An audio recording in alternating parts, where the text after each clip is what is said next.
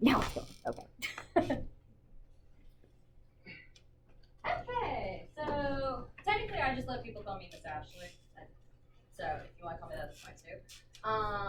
I'm technically going into teaching for history in high school, so a little of this that I may talk about is going to be possibly about that, but I am going to do my best to do it over English instead. I'm 25 and I'm in college, and I'm probably about a year away from having my bachelor's in teaching, so that's fun stuff. So I have one question. Show of hands, how many of y'all have seen the movie Encanto? Okay, what I figured, most of you. Okay, I did an example over the movie, so that's why I was asking.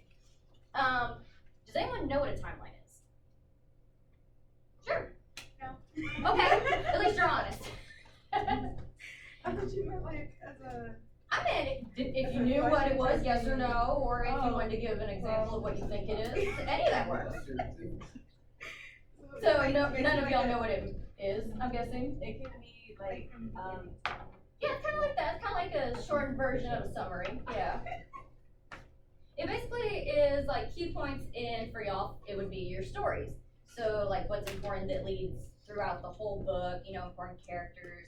Maybe there was a plot twist that happened that would show up in a timeline. And there's different versions that timelines can be. I used boxes for mine, and I think their version is boxes too. And yeah, so there's always going to be arrows in it, or if you're looking at it in a history book, it would be like a year, and then it'd be different boxes off to the side and like what it is or what happened, and it'd be connected to like a date. So there's that. And they're very helpful for definitely helping to figure out what makes the book story throughout it, like beginning, middle, and maybe something happens to one of the characters that's important, stuff like that. And the main times I use it is in a version of writing a summary.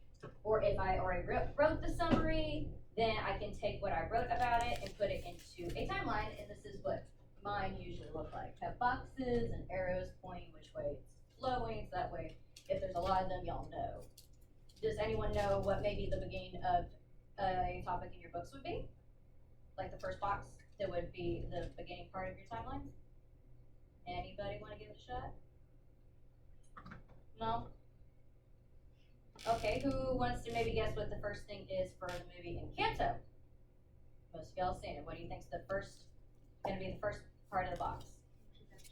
Yes. Yes, it would be that whole first song in the movie. Where they're introducing everybody and you're finding out what everybody can do. That would be the first one. Yes.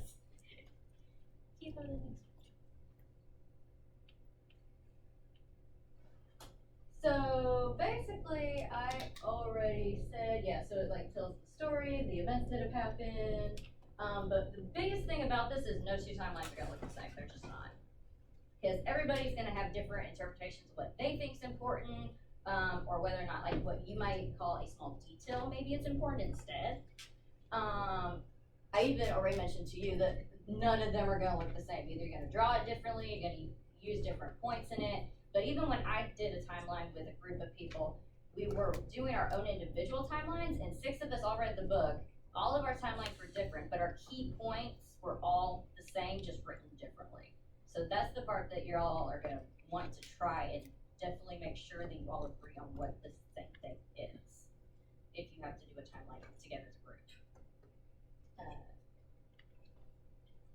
So some books are going to be straightforward and it's just going to be basically throughout it, or like you told me your book's all over the place in your internal words. But also like in the movie Encanto, there may be flashback moments where it may go back in time and talk about an experience or something that happened or a conversation. Or maybe little Timmy's birthday happened, and something happened at the party. But this is one of the biggest flashbacks in Encanto that I think is very important. Sometimes it plays in there, sorry. Guess what? It's coming up on a different screen. Yeah, I couldn't get it to open in the PowerPoint. I don't know why. It's okay. I'm actually going to cut and paste the link. Do this sometimes. Yeah, you have to click it and hit control. Oh, Oh, when's the next level? let's go Bring back. that one back. of times I'll load this in. Yeah, I'm not that tech savvy. That's okay. Give me just a second. Kids are used to that, so I'm gonna just copy this link, load it into another screen. Okay. And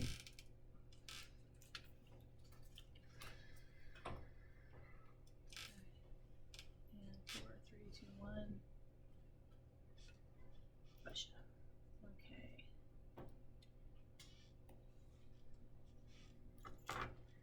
Okay. And I gotta do a couple of extra things here because I have my background, background music going. We'll turn that off. Get the movie started. Here we go. Sorry. I'm on the way.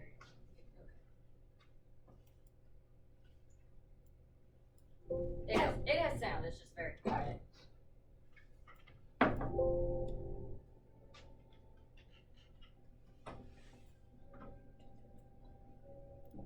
Hold on, can you, Marquis, can you turn off the backlight, please? Thank you. Okay. That might get easier.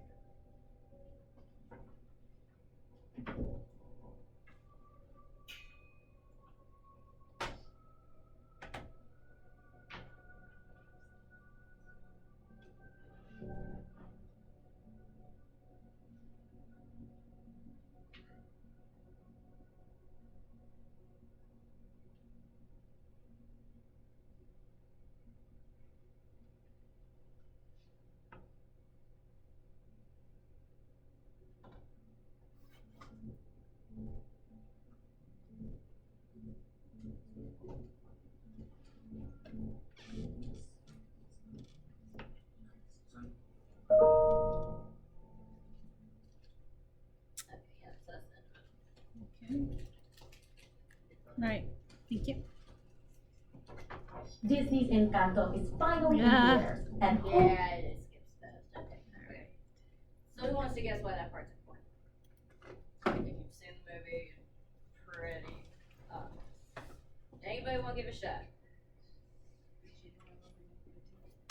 No? Okay, well what's different about Mirabelle than the rest of the family? She's the only one who doesn't. Also, the Willa has no gift too, but yes, basically, she has no gift. Yeah, so I thought that was pretty important considering everybody else does have some important role to play and then she doesn't get a gift. So I put that definitely into the timeline as something that would be kind of like a backflash moment. See, put it right there, but then I brought in Bruno too.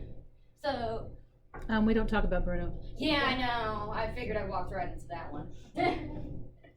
So, like you said, the introduction of the family would be first.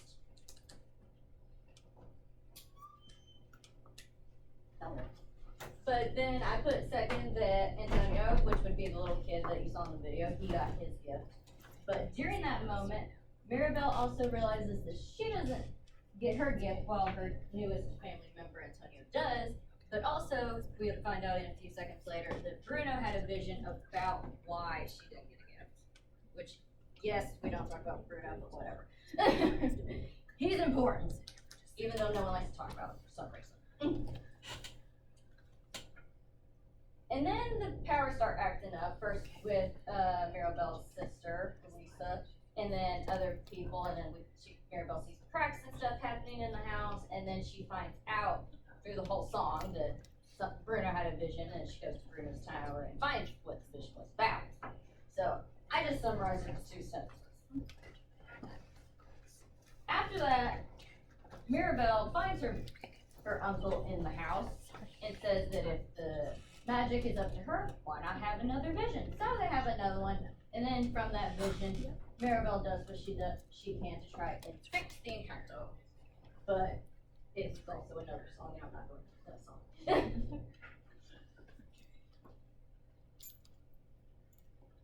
Okay, so then the house all goes crumbling down and is destroyed, and the candle also burns out and goes bye-bye.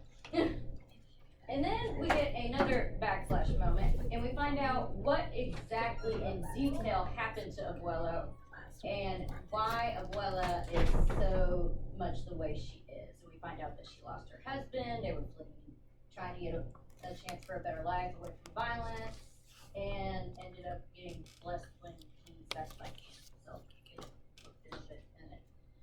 After that, I put that basically Bruno returns, and then the town helps to rebuild the house, which we all know is yippee, they do another song. And then they basically get the house rebuilt, and then the family starts noticing while rebuilding that Mirabelle has been through a lot and has dealt with a lot, and all she ever tries to do is help the family while all the family members think she's just a constant person who's in the way. But in the end, they see what her power really is because she gets her gift, and when she touches the doorknob to the door, which is basically she has the new casita or the new house, and all the powers come back, and everybody is doing another dancing moment.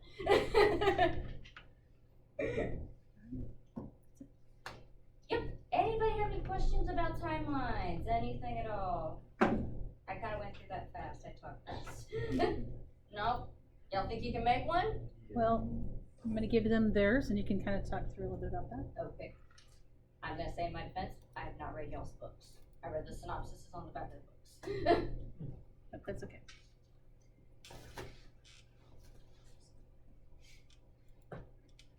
All right. Okay. So here's the timeline they're going to be doing. Okay. Okay, so this is an example of one of the timelines. So you're gonna have your first big topic or event, second one, third, fourth, fifth, sixth, and seventh. So have they read most of the books? Okay, so they've read them beginning to end then? Or most of the way? They've read about 3/4 of the book. So. Okay, so yeah, they'd be able to figure out what from that would be important, definitely. Any of y'all have backflash moments in your books? I know one of the books has one.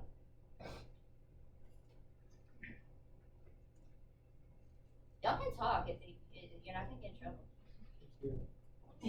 So, which group has the backflash moment? Verify has a flashback. Verify. Who's got Verify? Okay, so you have a flashback, and I talked to you about that. Okay, we do. We have flashbacks. She thinks about with her mom, like situations with her mom. Nightmares. Yeah. That's a flashback. Yeah. Think about that. Think about when her mom. Think about how it was when with her mom. Oh. Right? Flashback. What is a flashback? Somebody asked that? Did someone? Guys. Did someone say what's a backflash? Because we both think someone said that. I thought I heard somebody ask about a flashback.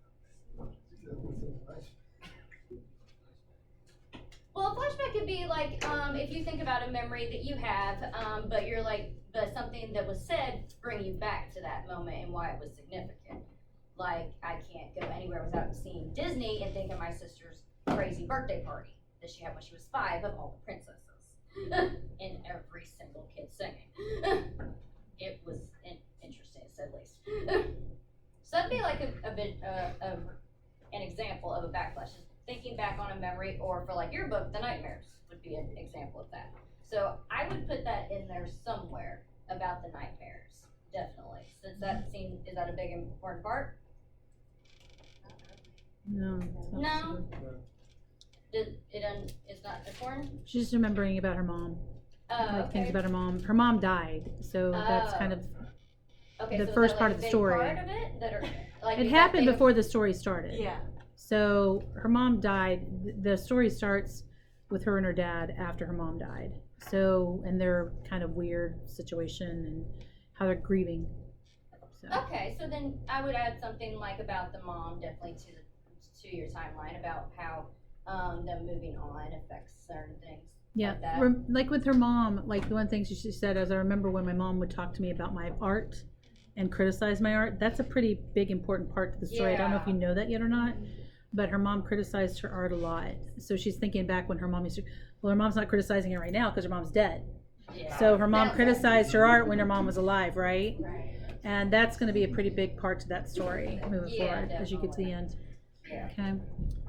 So, and Just Mercy's kind of all over the place as far as like going back to people that he's seen and different. And Just Mercy, like you guys, you're going to have situations with the characters, you know, because he's going to what happened to those characters before he ever met them.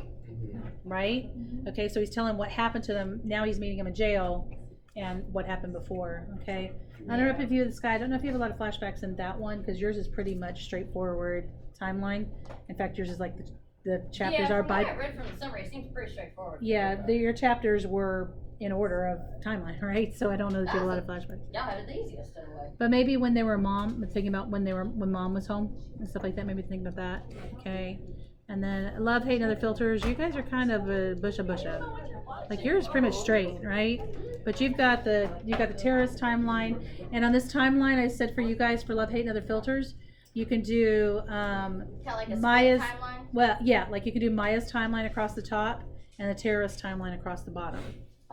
Okay, and in the terrorist, you do have flashbacks because the terrorist is going all over the place from when they were a kid to when they're going to forward. Okay. Yeah, and if your book has terrorists, that's actually really important. Is their back histories because that'll definitely give information on why they're doing what they're doing. Yep.